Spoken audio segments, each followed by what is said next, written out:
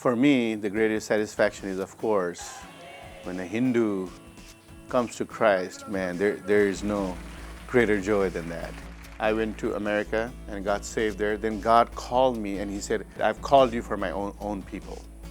So that really motivates me, and He gave me again a love for my people to come back again. Our whole motivation was to find some place where no one had a church, so we picked the most remote place we could find, which was his grandfather's village. Actually, when we first came there, I was a new bride, and you're supposed to be sad as a new bride. I was happy. They would come in and pull her hair. They would look at her eyes and say, she has eyes like a cat.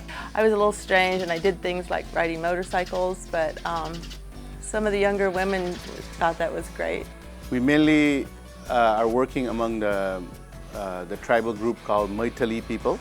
These are people that are in the plains, close to the border of India. It's very flat, very hot, and these people are very radical Hindus.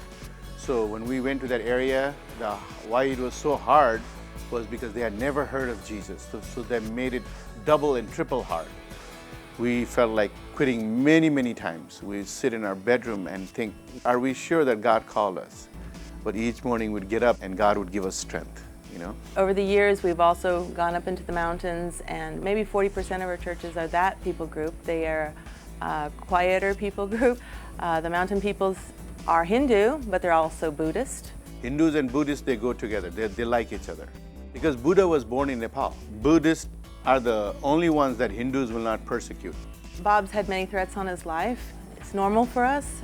In the beginning, it was much more difficult. Our Christian people that became Christians, they were beaten up, slashed with a knife.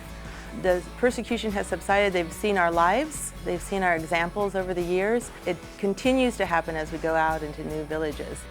But we found out that the power of the gospel is able to penetrate and bring salvation and bring light to these people. Where it used to take year to year and a half of constantly sharing with one person, now it takes only 2 months to 3 months, and they're ready to accept Christ. So you can see in that 21 years that we've been there, our part is the gospel, and the people in America and all over who know us, they've been praying for the field, now has softened the hearts of the Maithili people.